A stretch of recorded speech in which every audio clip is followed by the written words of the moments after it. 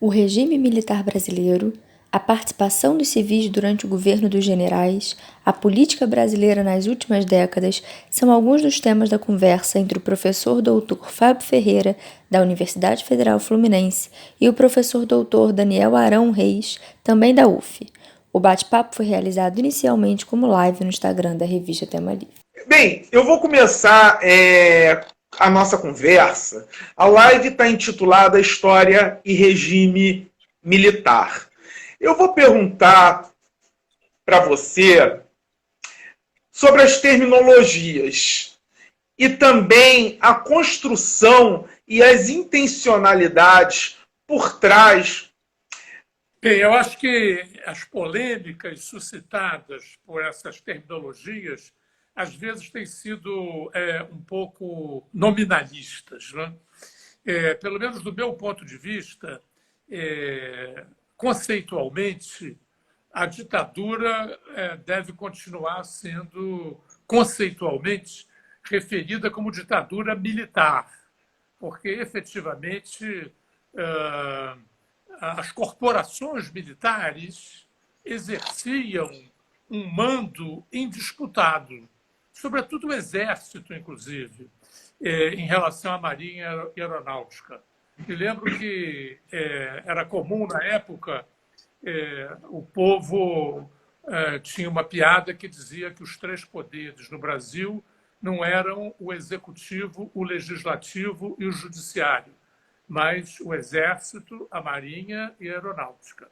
Quer dizer, era muito clara a preeminência das corporações militares.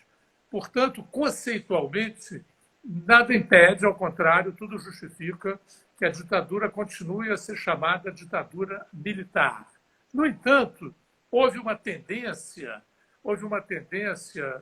principalmente no início, incorporada pelas elites dominantes, mas que depois também segmentos populares, por razões próprias, que a gente pode comentar depois, um questionamento a isso, né?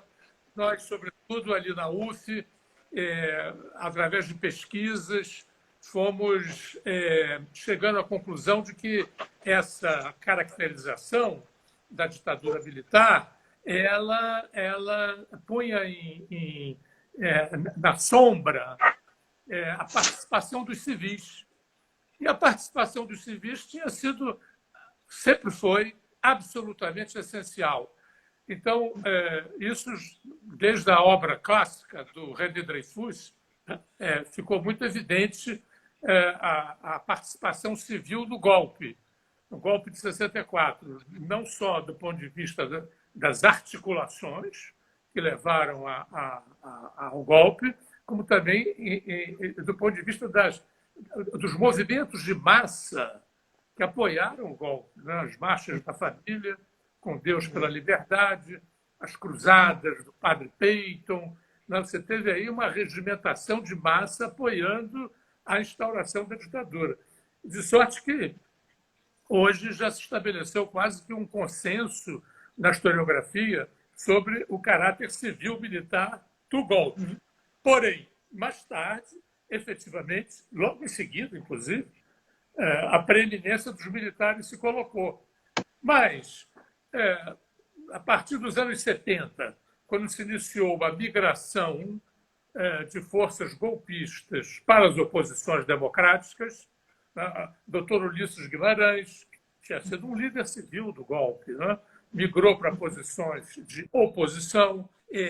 Houve, desde os anos 70, quando importantes figuras e instituições migraram para as oposições à ditadura, o doutor Ulisses Guimarães, que foi presidente do MDB, teve, inclusive, atuações muito importantes na oposição à ditadura. Ele foi um líder civil da ditadura. A OAB e a CNBB, como instituições, fizeram notas de apoio à ditadura quando ela se instaurou. Depois de alguns anos de conciliação, essas instituições também passaram a assumir um protagonismo muito grande na oposição à ditadura. Bem, então, quando houve essa migração de lideranças e instituições, não foi só apenas um ou outro, né? Foi uma migração maciça de lideranças civis, religiosas, empresariais. Pois é, então, investigações, pesquisas que a gente empreendia lá na UF, e não só na UF, em outros lugares também, as evidências estavam se multiplicando que aquela ditadura não tinha sido apenas militar.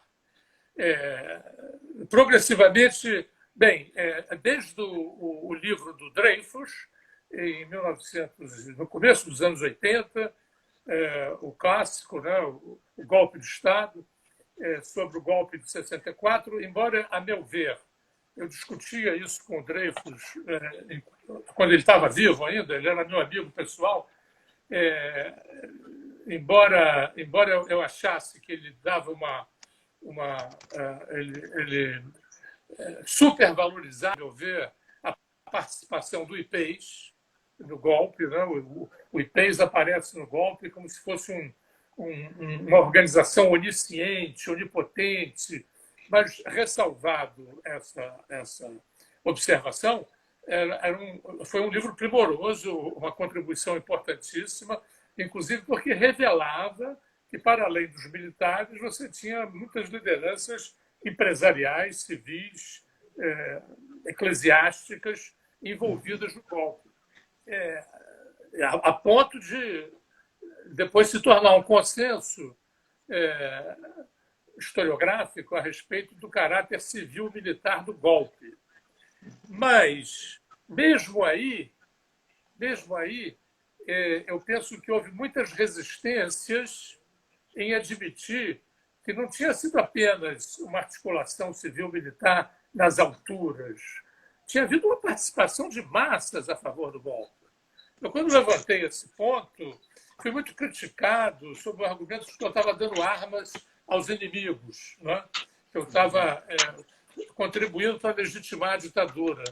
Mas o historiador, embora isso aconteça frequentemente, ele não pode omitir fatos e evidências que contrariem os seus pontos de vista ou as suas expectativas políticas, né? Há muita dificuldade no Brasil de admitir, né, a participação de camadas populares em orientações ou partidos reacionários. A gente tinha um exemplo disso no passado, o integralismo. Né?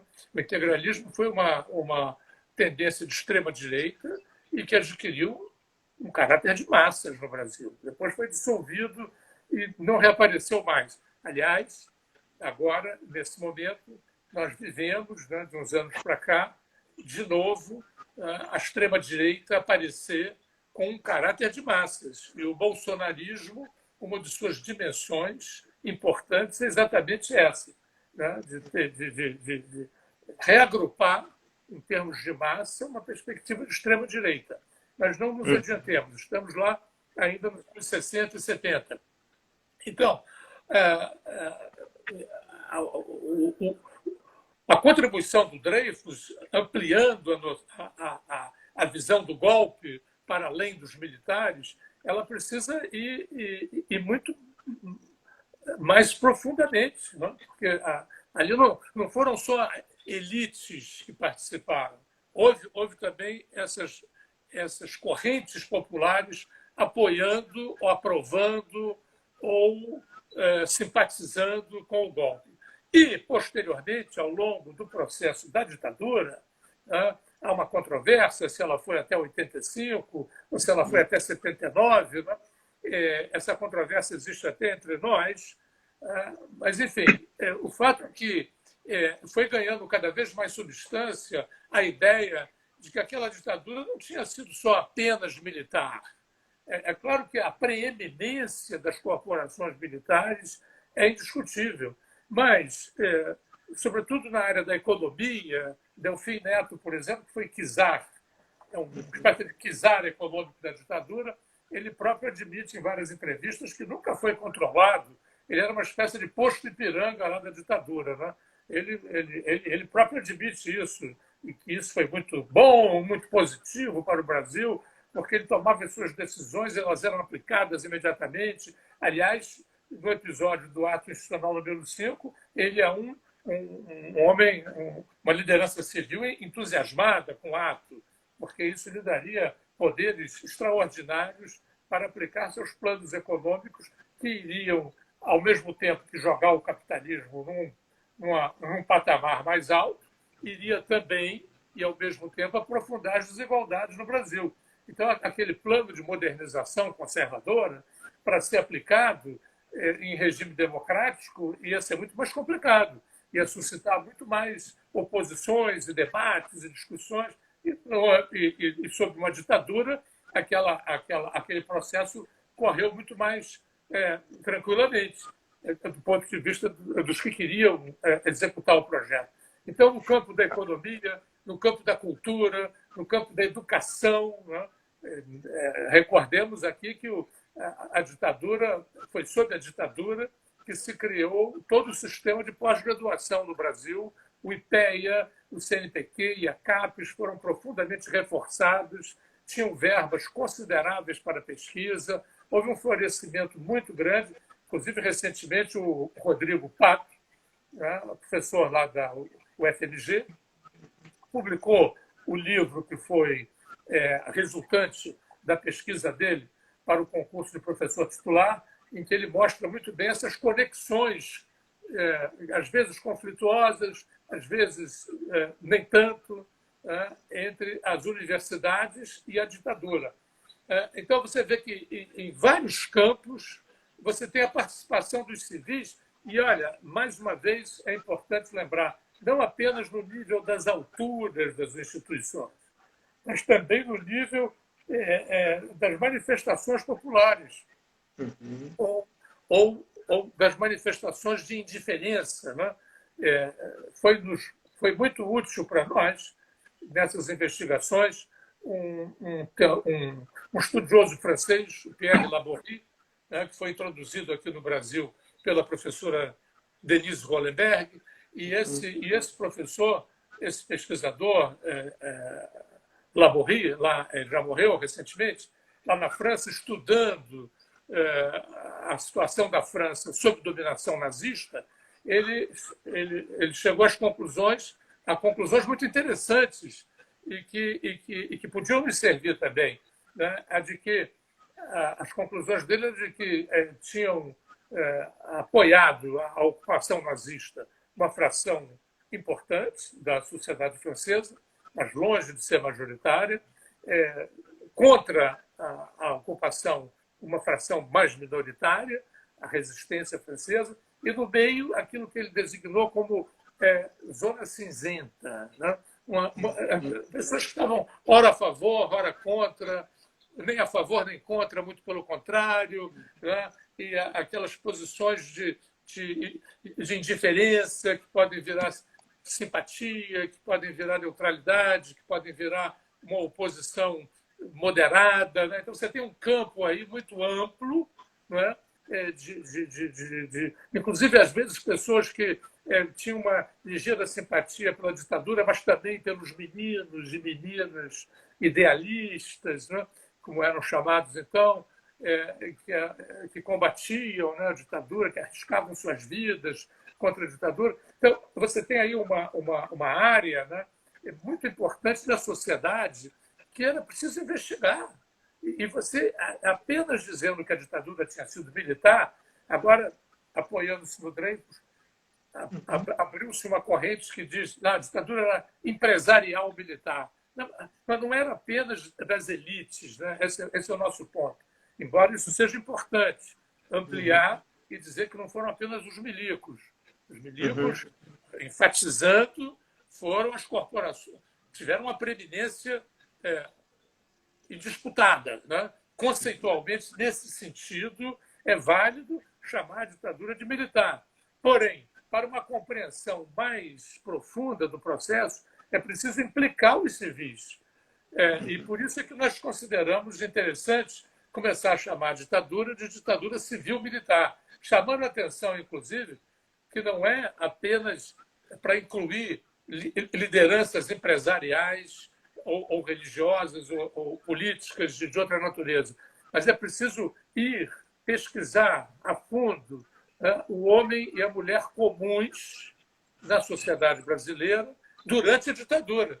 Desse ponto de vista, a professora Janaína Cordeiro, da UF também, deu uma importante contribuição estudando as manifestações populares que se organizaram por ocasião do 60º da independência, em 1972. Estávamos ali no auge do governo Médici, que é considerado, com razão, o mais sinistro da ditadura, chamado os Anos de Chumbo, e, ao mesmo tempo, ali, confraternizações de grande projeção se organizaram com os manifestantes. É claro que aí você sempre pode dizer, mas eles estavam festejando o Brasil ou a ditadura? Era difícil, em determinado momento, separar as duas coisas. Inclusive, pesquisas do IBOP, realizadas na época do governo Médici, davam a ele uma popularidade muito significativa. Não à toa, assessores do Médici tentaram pressioná-lo para que talvez fosse o caso dele se candidatar a uma reeleição, mas isso foi excluído pelos seus assessores graduados, seus assessores militares mais graduados, e ele acabou desistindo disso, né? Se é que alguma vez cultivou essa expectativa. Porém, essas pesquisas, né, que estão lá arquivadas no arquivo Edgar Lowenroth, da Universidade Estadual de Campinas, da Unicamp, em São Paulo, mostram essa popularidade do ditador mais sinistro, né? Eu, no livro que fiz, Ditadura, Esquerdas e Sociedade, eu tentei mostrar isso, que os anos de chumbo foram anos de ouro também para parcelas significativas da sociedade brasileira.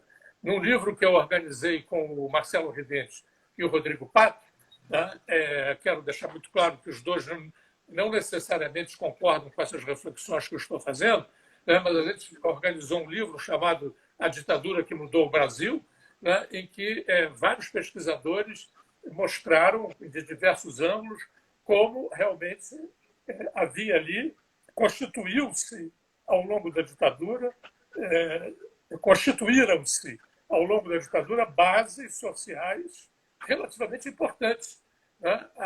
Mais uma vez citando aqui a Janaína, num trabalho que ela fez recente sobre delações do Brasil, como choviam delações aos órgãos de segurança, denunciando possíveis, supostos oposicionistas ou revolucionários, como você queira chamar. Ou seja, então, o que nós, a partir de um certo momento, começamos a considerar importante conceituar, chamar esse processo de civil-militar para chamar atenção a respeito disso, né, das bases sociais da ditadura. Isso me rendeu muitas críticas. Houve gente, inclusive, que teve a petulância, a ousadia de dizer que talvez eu simpatizasse com a ditadura. Imagina, participei ativamente da luta contra a ditadura, né? Quer dizer, então isso está fora de qualquer cogitação. Porém, os historiadores têm um compromisso, né, com as evidências que eles encontram. E hoje, inclusive, na medida em que se deu o ascenso aí do bolsonarismo, as pessoas começaram a sentir que realmente há tendências autoritárias, não só entre as elites, não só entre as classes médias altas, mas entre as classes médias baixas e as classes populares. Você tem tendências autoritárias. Não é à toa que esse homem consegue, mesmo você abstraindo os votos que derivaram para o Bolsonaro por puro antipetismo e não propriamente por bolsonarismo, o fato é que ele tem um contingente de eleitores bastante expressivo, de extrema-direita, e não é possível dizer que isso está limitado às camadas altas da sociedade. Então, essa nossa preocupação em chamar a atenção, né, do caráter civil-militar da ditadura foi para ultrapassar, né, a denúncia muito justificada e adequada, ultrapassar a denúncia das corporações militares, né, e chamar atenção para esse apoio que ela teve. É claro que isso gerou... apareceram alguns generais para dizer, viu, até que enfim aparece um historiador de esquerda que reconhece que nós tivemos apoio. Aí já os meus colegas, você está dando argumentos da ditadura, à direita. O historiador não pode fazer que nem uma colega que a gente tinha, que se tornou famosa por dizer: eu tenho a minha tese pronta, agora só falta ir às fontes.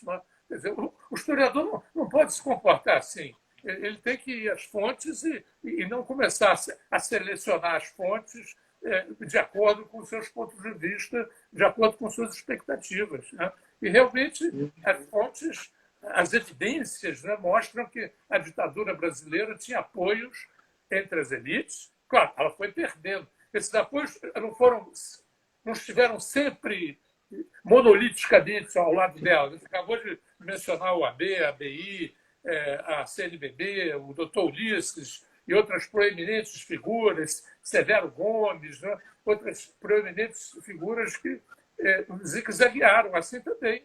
Né? Em 64 houve um apoio muito forte, depois um desgaste. Em 68... Pois é isso que eu ia até te perguntar, por que essas pessoas, organizações, elas foram migrando de lado e abandonando os militares? Bem, isso aí, em grande medida, se deveu ao fato de que havia uma expectativa de que ela fizesse um trabalho de perseguição dos comunistas e dos trabalhistas radicais. Né? Havia, então, no Brasil, um grande movimento social a favor das reformas de base, que, se fossem implementadas, iriam mudar radicalmente o país. Havia muito medo do país cair no comunismo, né, de se transformar numa grande Cuba. Né? A Cuba tinha se tornado vitoriosa, a Revolução Cubana, alguns anos antes. Então, a ideia era que os militares viriam para exercer uma ditadura de curto prazo, né, que faria um trabalho sujo, né, de caçar os trabalhistas radicais, capitaneados pelo Brizola, os comunistas, liderados por Prestes e outras lideranças comunistas, enfim, limpar a área do ponto de vista das tendências mais radicais, e o jogo constitucional voltaria a se exercer. Muito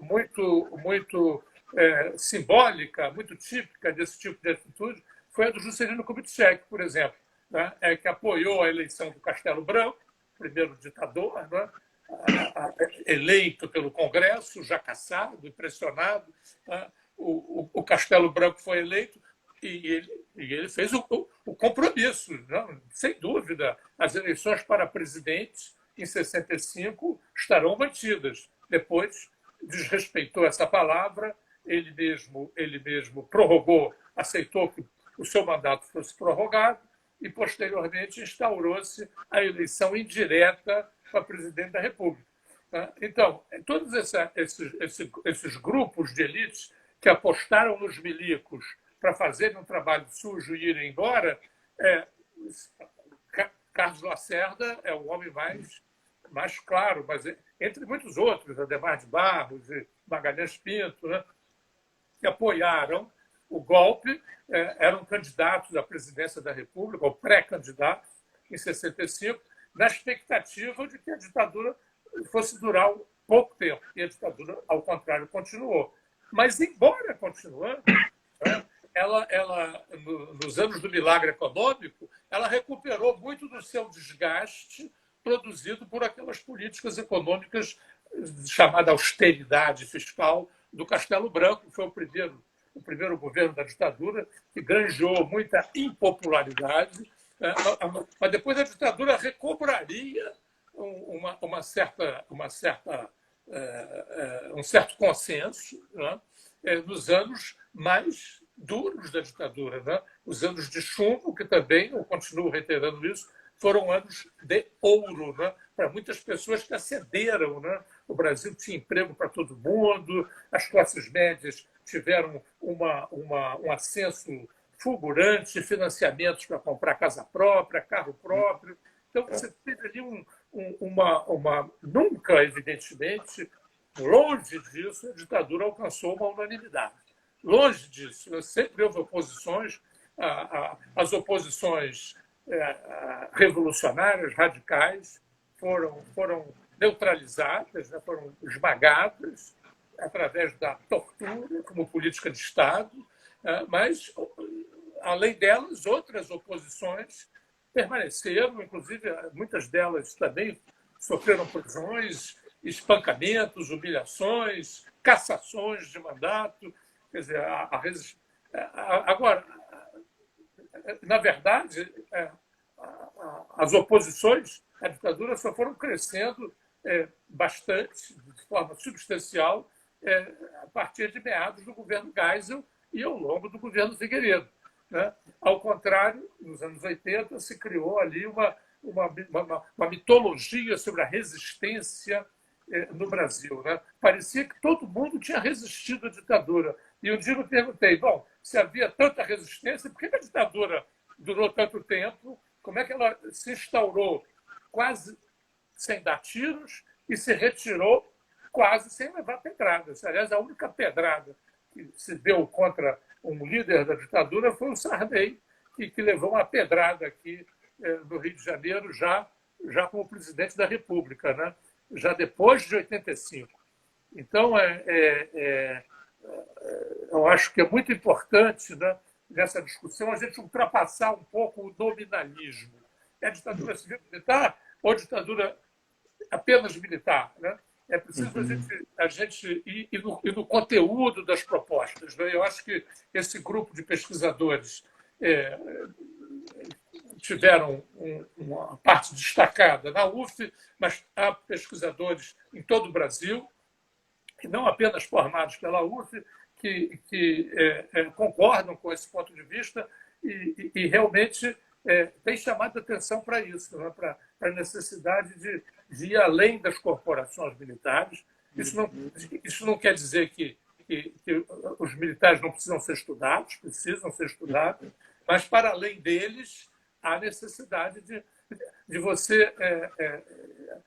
Eu penso que esse é o maior desafio hoje do ponto de vista do estudo da ditadura, né? Estudar o comportamento das mulheres e dos homens comuns durante a ditadura. É estudar essas bases históricas, autoritárias, presentes na sociedade brasileira. Muitos agora estão descobrindo, como se fosse uma grande... realmente, há tradições autoritárias e querem ver o Bolsonaro como produto exclusivo dessas tradições. Aí também já é um exagero oposto, né? Porque você tem que... você não pode expulsar a política da história.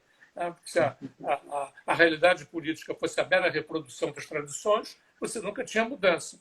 Mas essas tradições autoritárias são um veio muito importante, né? E que explica a duração da ditadura, as oposições relativamente frágeis que houve contra ela, a não ser numa etapa já posterior e final do processo da ditadura. Eu vou até te perguntar, porque também no Brasil teria essa tradição, ou teria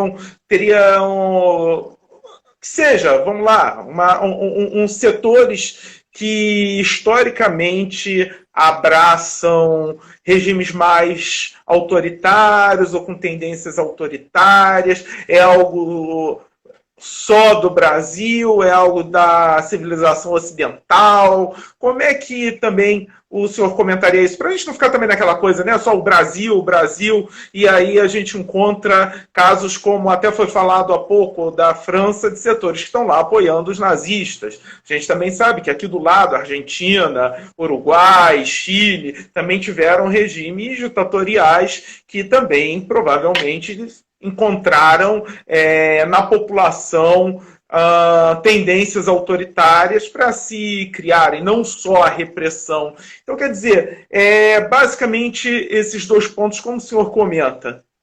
Bem, eu penso o seguinte, em todas as sociedades que superam ditaduras, há um movimento muito forte de rejeição dessa ditadura. E é um movimento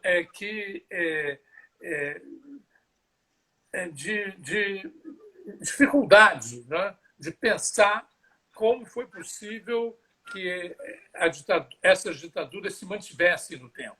Isso aconteceu na França. Né? A França não há país, talvez, no mundo mais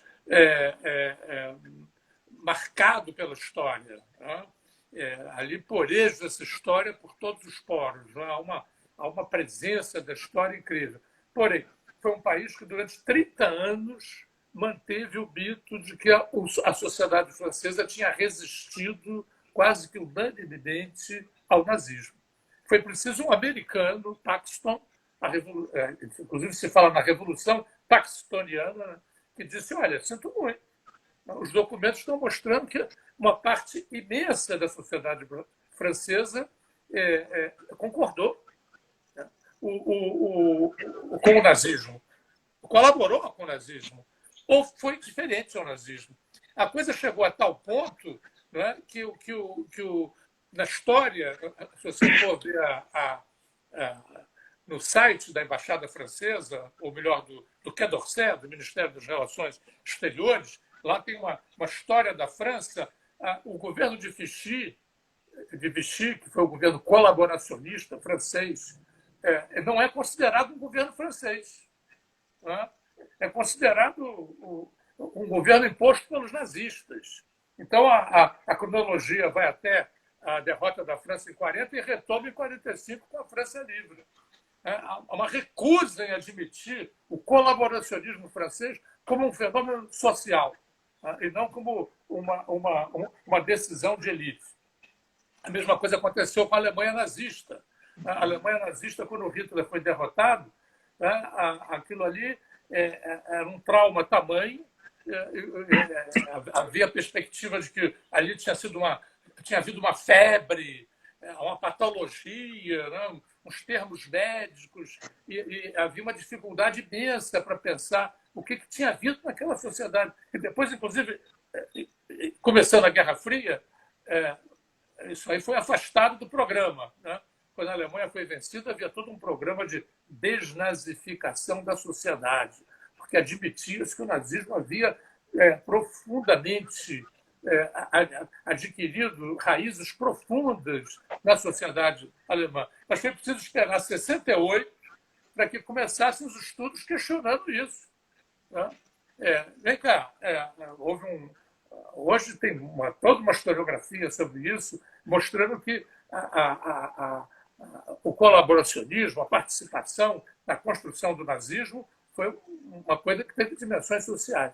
O mesmo se verificaria na União Soviética depois do Stalin. Depois, no contexto da desestalinização e da anistia geral, quando os campos de concentração do Gulag foram esvaziados, quem é que tinha apoiado aquilo? Quem é que sabia daquilo? Não é? Aquela coisa acontecia isso, eu não sabia. Né? Aqui no Brasil também houve muita gente que não sabia das torturas. Quer dizer, então, você vê essa dificuldade que tem os países que superam as ditaduras em se confrontar com a experiência das ditaduras. Isso aconteceu no Brasil tanto em relação ao Estado Novo. Em 1945, houve uma CPI no Congresso para examinar os crimes da ditadura varguista. A CPI não andou. A maioria das forças, inclusive os comunistas, a maioria das forças, por razões muito diferentes, preferiram jogar o manto nos crimes da ditadura. De sorte que até hoje, em setores trabalhistas, você apontar o dedo para o Getúlio sim, associado aos direitos trabalhistas, tudo bem, mas também ele tem que ser associado à tortura como política de Estado. Aí há um certo pânico. Né? Os nossos colegas do CPDOC, por exemplo, têm uma produção imensa sobre o Estado Novo. Imensa. Todos os livros do Estado Novo foram esquadrinhados, menos a polícia política. As torturas do Estado Novo. Isso permaneceu sob o tapete. Né? Bem, na análise da ditadura mais recente, né, instaurada em 64, houve um processo semelhante. Os políticos, então, diziam, né, não vamos olhar pelo retrovisor, vamos olhar para frente. Né?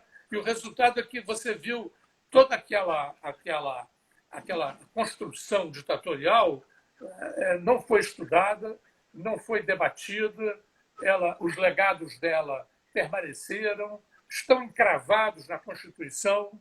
O doutor Ulisses falou, a Constituição cidadã. Está bem, uma Constituição que teve sua dimensão de cidadania inegável, direitos civis, políticos, sociais, uma inovação. Né?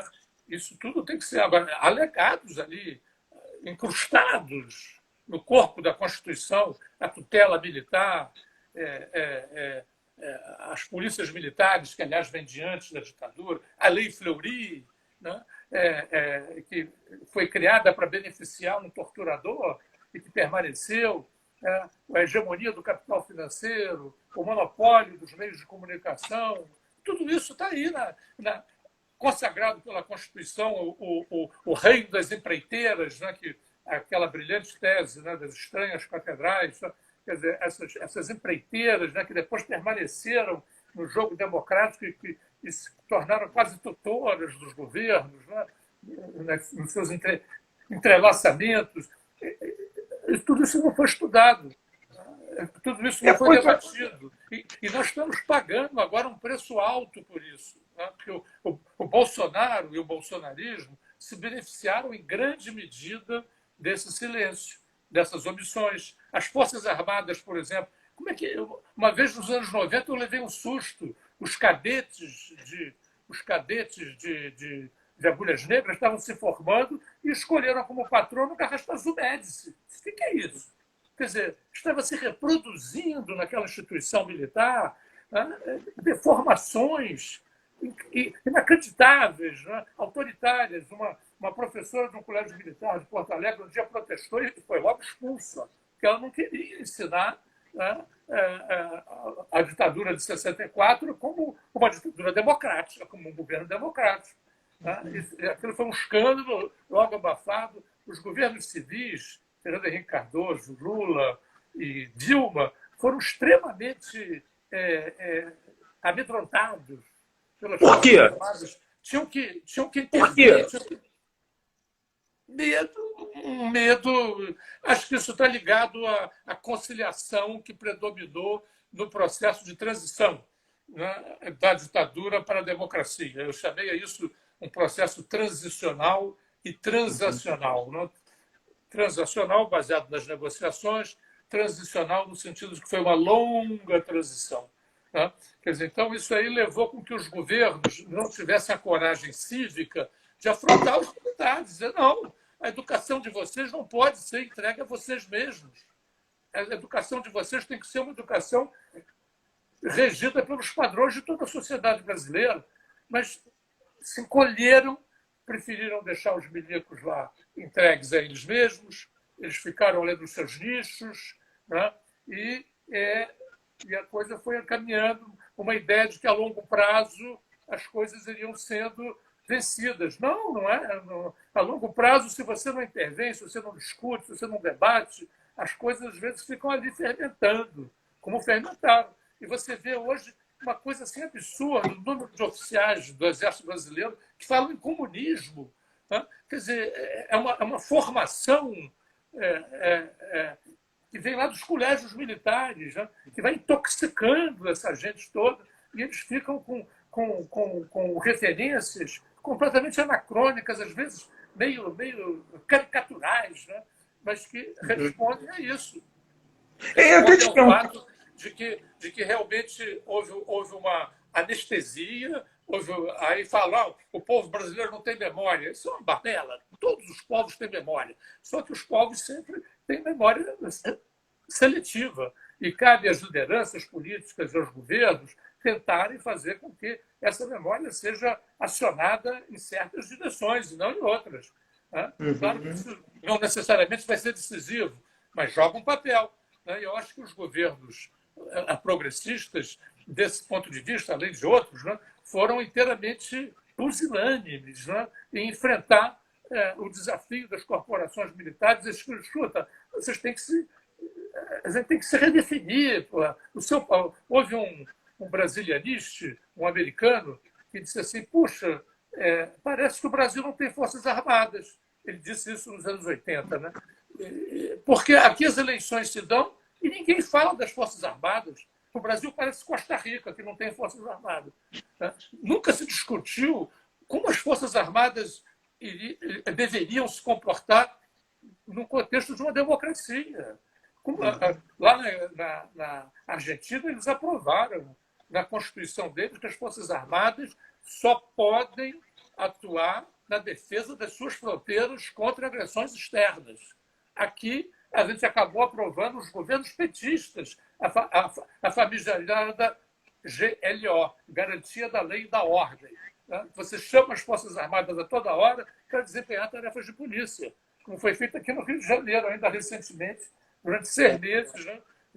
Veio o general Braga, que hoje está ali comandando a coordenação do governo Bolsonaro, coordenar a intervenção militar aqui, né? E as tropas militares do Exército Brasileiro logo fizeram aprovar uma lei de que podiam matar impunemente, que seriam julgadas pelos tribunais militares, quer dizer, e elas faziam e aconteciam, e todo mundo ainda ficava satisfeito, porque níveis de segurança eram alcançados à custa da intervenção militar. De sorte que os militares estão recobrando prestígio da sociedade brasileira à custa dessa conciliação.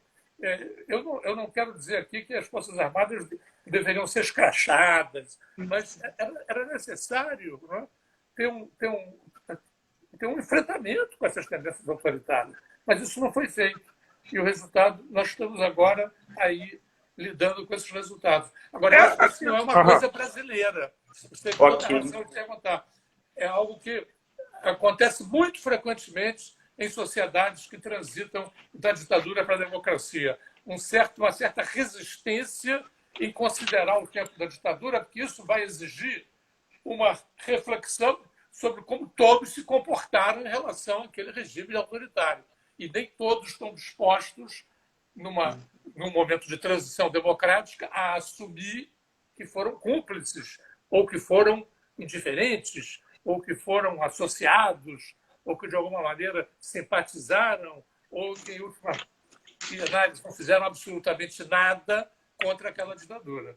Vamos lá. Para a gente, entrando nessa reta final, uma das questões que nós conversamos aqui é quando, por exemplo, em 64, o discurso, a fala do comunismo, havia a possibilidade do Brasil se tornar um país comunista? Não sei. Eu acho que sobre isso há controvérsias.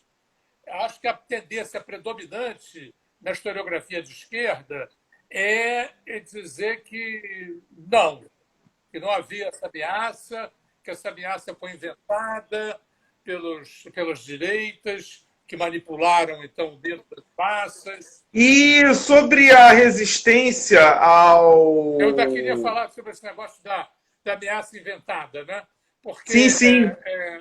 acho que quem se destaca nisso é o Caio de Navarro Toledo, né? Um historiador muito respeitado, e que insiste nessa concepção, né? Nessa interpretação de considerar que as forças de esquerda, na verdade, não eram tão assim importantes, e, por outro lado, também que o programa de reformas era um programa bastante moderado. Eu tenho minhas dúvidas sobre isso, porque, na verdade, caso aquelas reformas fossem realmente implementadas, você teria uma mudança muito importante na sociedade brasileira.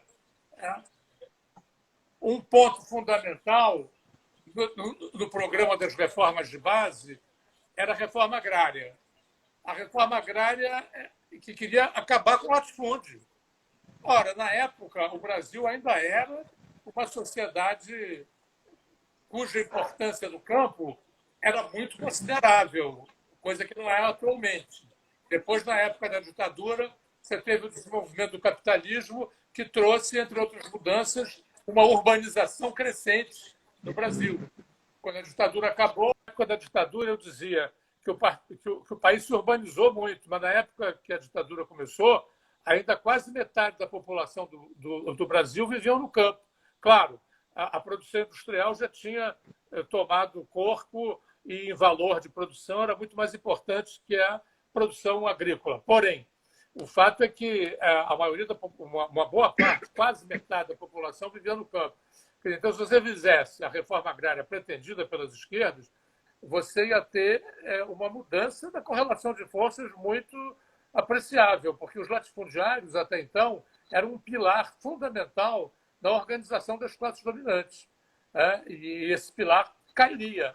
Por outro lado, a política das reformas de base propunha também, por exemplo, a nacionalização dos bancos. Ia ser um golpe duro no capital financeiro, que estava, então, já preparando a sua hegemonia, que iria se consolidar na época da ditadura e que segue até os dias de hoje. Esse capital financeiro iria perder força, porque os bancos seriam nacionalizados. Além disso, se desejava estabelecer que setores estratégicos da economia deveriam também passar para o Estado, para o controle público. Você tinha a perspectiva de uma reforma universitária, que também, essa reforma, de uma maneira elitista e antidemocrática, acabou sendo feita pela ditadura, mas não nos parâmetros que as esquerdas queriam, que era uma espécie de nacionalização das universidades, né? As universidades se voltarem para a pesquisa, coisa que elas não faziam na época, e para o Brasil, para resolver os problemas do Brasil. Então, você vê que se esse conjunto de reformas fosse implementado, ele iria suscitar uma reação forte das direitas e das classes dominantes. E essa reação iria se enfrentar com os movimentos populares. Aonde esse conflito iria parar era, de certo modo, imprevisível. Então, eu não subestimo os perigos para a ordem que o programa das reformas de base trazia. Evidentemente que as direitas insistiram muito na coisa do medo, né? Manipularam o que puderam, o medo do comunismo e tal, mas não nos esqueçamos que a Revolução Cubana tinha triunfado. A partir de 61 já tinha adquirido um caráter socialista, e guerrilhas começavam também a se desenvolver em toda a América Latina. Estávamos no tempo da Guerra Fria, da bipolarização. Então, tudo isso são referências que precisam ser consideradas, né? E não tomar o programa das reformas de maneira isolada e abstraindo do contexto social de conjunto. Essas, né, talvez incoerências ou essas questões da política, que também é justamente o grupo herdeiro do Getúlio Vargas, João Goulart, Brizola, podendo aí dar um caminho, vamos dizer assim, vermelho, para usar a expressão, para o Brasil, né? Havia, inclusive, no movimento das reformas, embora fosse um movimento dirigido por lideranças moderadas, como Jango, havia tendências radicais. Agora, eu quero dizer o seguinte: eu não concordo com a interpretação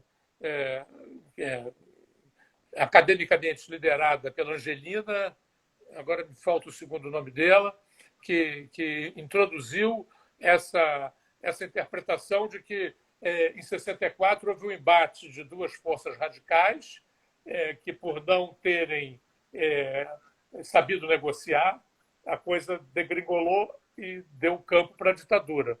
E ela distribui as responsabilidades pela crise igualmente, né, pelos dois lados. Ora, eu acho que não é razoável colocar na mesma balança o latifundiário e o camponês sem terra, o capitalista e o operário, o catedrático e o estudante, Eu acho que você tem aí, como historiador, que levar em consideração que as forças oprimidas e exploradas da maneira como eram antes de 64 tinham todo o direito de lutar e de reivindicar melhores condições. Por exemplo, os marinheiros que foram uma espoleta muito importante para unir os altos mandos das Forças Armadas contra o Jango, eles tinham situações terríveis de vida e de trabalho.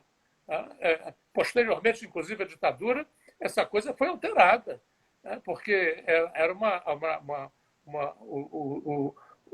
para você ter uma ideia, o graduado, o sargento que quisesse casar, tinha que pedir autorização aos seus superiores hierárquicos. Quer dizer, eram tratados de uma maneira muito, muito feroz. Né? Então, você colocar no mesmo plano os reformistas e os reacionários, me parece alguma coisa não razoável. Uhum. E para a gente finalizar, por que o João Goulart não resistiu? Eu diria que o João Goulart não pode ser visto como... Eu não eximo as suas responsabilidades. Ele era o líder, ele tinha que reagir. Porque, inclusive, ele estava brigando por um lugar que tinha toda a legitimidade e toda a legalidade constitucional do lado dele. Agora, e o fato de ele não ter reagido pesou, porque ele era a cultura política nacional estatista, além de olhar para o Estado, olha para o vértice do Estado. Então, o presidente tem uma importância potencial muito grande. Então, eu não eximo ele de responsabilidade, mas também não acho razoável que façamos dele um bode expiatório, porque havia muitas outras lideranças, muitos outros segmentos que podiam ter resistido. E, de repente, resistindo, até poderiam trazê-lo de volta à luta. Então, eu acho que houve ali um desmoronamento, né, de uma cultura política baseada na conciliação. O João Goulart não deixou de resistir, ou resistiu porque era corajoso ou era covarde. Nada a ver. Ele estava imerso numa cultura política de conciliação de classes, que excluía a hipótese do enfrentamento. Já o seu mentor, Getúlio Vargas, da mesma forma, em 1945, aceitou a deposição sem luta, e depois de 1954, quando se viu de novo cercado, preferiu o suicídio à luta. Quer dizer, isso faz parte de uma cultura política que não prevê o enfrentamento. E eu penso que essa cultura se desdobrou, permaneceu forte, né? E Lula e Dilma são herdeiros dessa cultura. Não quero dizer que eles são iguais aos outros. A situação melhorou muito. E na minha concepção de cultura política, a cultura política é muito plástica. Ela se redefine de acordo com as conjunturas. Porém, a verdade é que elementos dessa cultura de conciliação permanecem muito vivas no PT e sob a liderança do Lula e do Dilma, e da Dilma, que são herdeiros. Aliás, nos últimos tempos do seu governo, o Lula começou a se referir muito positivamente ao Getúlio Vargas, e a Dilma, como se sabe, ela foi primeiro, ela tem uma raiz trabalhista que a fez aderir ao PDT, e depois é que ela passou para o PT. Então, eles dois são líderes imersos nessa cultura da conciliação política, da conciliação de classes. E isso é que os leva a serem tão prudentes em situações que exigem mais firmeza, mais energia, enfrentar a situação. Né? Não estou falando aqui de luta armada, né? De enfrentamento político. Né? Eu me lembro que o Kirchner, quando foi eleito lá na Argentina, a primeira visita que ele fez ao quartel-general tinha um retrato do Videla lá no quartel-general. E ele disse para o general que estava acompanhando: tira imediatamente esse retrato, porque é o retrato de um ditador. Não pode estar mais aí. Né? Quer dizer, são esses pequenos episódios. Bom, depois ele quis nomear um general que pedisse desculpas à sociedade argentina pelas torturas. O cara não quis, ele demitiu, chamou o outro, não quis, demitiu, até que ele encontrou um que realmente se dispôs a fazer isso, e fez. Pediu desculpas à ditadura, à sociedade brasileira, pelo papel infame das Forças Armadas na época da ditadura. Eu penso que essa conciliação, né, ela esteve muito presente e foi muito prejudicial aos governos Lula e Dilma, porque nessa coisa de ir pelas beiradas e evitar os enfrentamentos, né, você acabou enfraquecendo muito a dinâmica dos movimentos populares. Além de, por exemplo, aquela eleição da Dilma em que o Lula dizia: vamos eleger a Dilma porque ela vai cuidar da gente, né? Essa história do Estado. Eu tenho um amigo, Carlos Weiner, professor da UFRJ, numa entrevista que ele fazia conosco, né? Eles têm um programa de emissão, permita aqui fazer por favor. Né? Sim, claro. O Rebelde Sempre, né? Eu, o Cid Benjamin, a Andréa Pena e a Cristina, né? Fizemos uma entrevista com ele ontem, que ainda vai ao ar nos próximos dias, em que ele Como é que a gente acessa? Ele citava uma professora americana que falava nos movimentos que são invited, convidados, e aqueles que são invented, né? Que inventam, né? Os que são convidados a entrar no Estado, no caso dos governos petistas, né? Os movimentos populares eram convidados a entrar no Estado e ali no Estado elaborar políticas que fossem favoráveis aos seus interesses.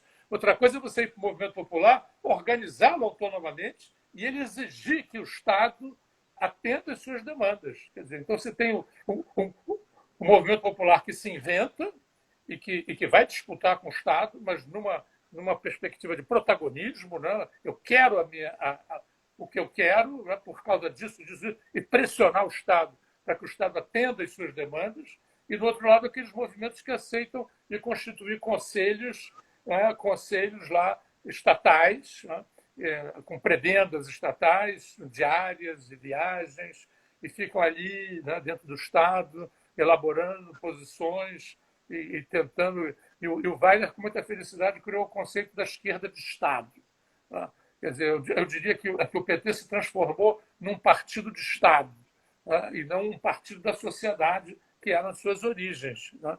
Então, eu penso que os movimentos populares precisam refletir bem sobre esse passado recente para que, numa próxima conjuntura, depois dessa pandemia, né, a gente se invente, né? A gente se coloque como movimentos sociais que se inventam e que não aceitem convites de cooptação para olhar para o Estado como se ele fosse enfim, né, na tradição estatista trabalhista, né, que é essa. O presidente cuida de você, o Estado cuida de você, se dá com algum problema, o Estado vai resolver, né, e o resultado é que chega na hora dos enfrentamentos, você está inteiramente despossuído de autonomia e de dinâmica própria para lidar com os desafios que aparecem.